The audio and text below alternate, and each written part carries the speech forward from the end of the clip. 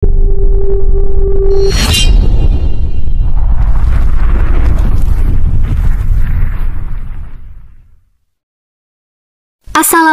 warahmatullahi wabarakatuh. Sahabat beriman yang dimuliakan Allah. Sebagai makhluk Tuhan yang paling dimuliakan, manusia sudah selayaknya mensyukuri segala karunia yang telah diterima darinya.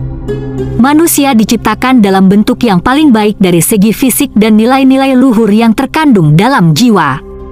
Manusia bahkan bisa lebih mulia dari malaikat jika mereka dapat memaksimalkan karunia akal dan mengendalikan keinginan mereka. Namun, mereka juga bisa lebih rendah dari binatang ketika nafsu mereka dibiarkan mengamuk tanpa terkendali. Salah satu bentuk kasih sayang Allah kepada manusia adalah dengan memperingatkannya agar waspada terhadap tipu daya iblis. Bahkan, iblis muncul di setiap sudut kehidupan manusia. Dia menyusup ke setiap sel darah manusia dan membodohi semua informasi yang dikirim dari panca indera ke otak dan kemudian ke jantung, yang merupakan terakhir. Allah secara nyata menyebutkan bahwa iblis adalah musuh yang nyata bagi manusia. Dalam surat Yasin disebutkan, "Bukankah aku telah memerintahkan kepadamu hai Bani Adam supaya kamu tidak menyembah syaitan? Sesungguhnya syaitan itu adalah musuh yang nyata bagi kamu." Quran Surah Yasin ayat 60. Iblis sangat membenci anak cucu Adam karena dendam yang menimpanya. Jauh sebelum Nabi Adam diciptakan, iblis pribadi yang tekun beribadah, bahkan melebihi para malaikat.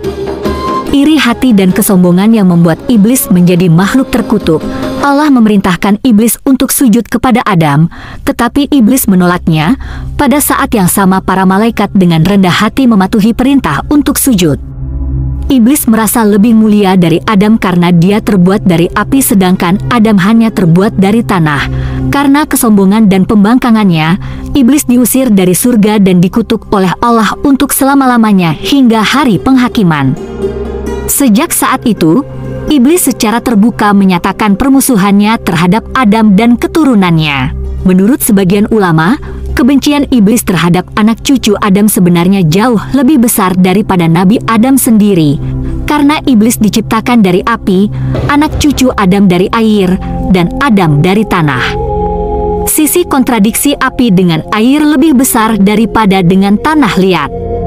Setan mengancam manusia dengan 7 ancaman, 4 diantaranya terdapat dalam surah Al-Nisa. Artinya, dan aku benar-benar akan menyesatkan mereka, dan akan membangkitkan angan-angan kosong pada mereka dan menyuruh mereka memotong telinga-telinga binatang ternak, lalu mereka benar-benar memotongnya. Dan akan aku suruh mereka mengubah ciptaan Allah, lalu benar-benar mereka mengubahnya. Barang siapa yang menjadikan syaitan menjadi pelindung selain Allah, maka sesungguhnya ia menderita kerugian yang nyata. Quran Surah Al-Nisa ayat 119. Dan 3 di surat Al-A'raf. Artinya, iblis menjawab, "Karena engkau telah menghukum saya tersesat, saya benar-benar akan menghalang-halangi mereka dari jalan engkau yang lurus. Kemudian saya akan mendatangi mereka dari muka dan dari belakang mereka, dari kanan dan dari kiri mereka, dan engkau tidak akan mendapati kebanyakan mereka bersyukur, taat." Quran Surah Al-A'raf ayat 16-17. Sahabat beriman yang dimuliakan Allah, mari kita kenali keturunan iblis dan prajuritnya serta tugas-tugas mereka. Seorang pakar tafsir terkemuka Imam Mujahid yang dikutip oleh Syekh Abdul Rauf Al-Manawi mengatakan bahwa iblis memiliki keturunan dan tentara yang terorganisir dengan rapi dan bekerja sesuai dengan bidangnya masing-masing. Berikut penjelasannya, mari kita simak. Makhluk satu ini selalu berurusan dengan segala bentuk cobaan yang menimpa manusia. Setiap kali manusia mendapatkan cobaan akan dibuatnya galau dan tidak sabar menerimanya. Segala ekspresi berlebih dikala mengalami musibah seperti menangis histeris, depresi, mengamuk dan tradisi jahiliyah lainnya berhubungan dengan pengaruh al-syabru. 2. Al-Awar, bertugas di bidang tindak asusila. Cucu iblis inilah yang mengajak manusia melakukan hubungan seks bebas dengan lawan jenis. Al-Awar mampu memberikan tegangan tinggi di bagian kemaluan pria dan wanita untuk menambah gairah melakukan hubungan terlarang. 3. Al-Saud, Inilah mungkin cucu iblis yang paling berhasil di bidangnya. Cucu iblis yang satu ini bekerja di bagian pemberitaan. Ia berperan meracuni sebuah berita dengan penuh kedustaan. Maraknya penyebaran isu-isu yang tidak jelas dasar kebenarannya merupakan andil besar dari cucu iblis yang satu ini. 4. Al-Dasim berperan menghancurkan keharmonisan rumah tangga pasangan suami istri.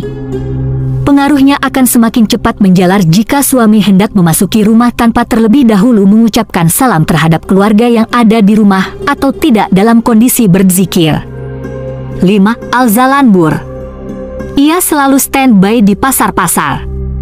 Cucu iblis satu ini yang membuat para pebisnis di pasar rentan melakukan tindak penipuan dan kecurangan dalam bertransaksi. Janji-janji palsu pedagang terhadap konsumen merupakan tipu daya dari Al-Zalanbur. 6. Al-Walhan. Keturunan iblis satu ini bertugas mengganggu urusan bersuci manusia. Setiap manusia dibuatnya selalu ragu-ragu dan was-was saat berwudu, mandi atau aktivitas taharah lainnya. Al-Walhan mempengaruhi manusia untuk menggunakan air secara berlebihan. 7. Al-Hanzab. Anak iblis satu ini secara khusus mengganggu syalatnya manusia. Anak cucu Adam dibuatnya malas sholat, melanggar etika sholat, melakukan hal-hal yang dapat membatalkan sholat, tidak khusyuk saat sholat. Syekh Abdul Rauf Al-Manawi, Faidul Al-Qadir, Juz 2, halaman 503. Masih banyak lagi beberapa tentara iblis yang bertugas membawa misi besar penyesatan terhadap manusia secara massal. Menurut satu riwayat, setiap hari iblis bisa melahirkan anak dengan jumlah besar sesuka dia. Setiap prajurit yang berhasil menyesatkan manusia, dijanjikan iblis mendapat mahkota yang tinggi sebagaimana disebutkan dalam hadits riwayat Ibnu Hibban, Al-Hakim dan Al-Tabrani dari haditsnya Abi Musa Al-Asy'ari berupa hadits marfu. Syekh Badruddin Al-Aini, Umdah Al-Karishah Syahih Al-Bukhari, Juz 15, halaman 168.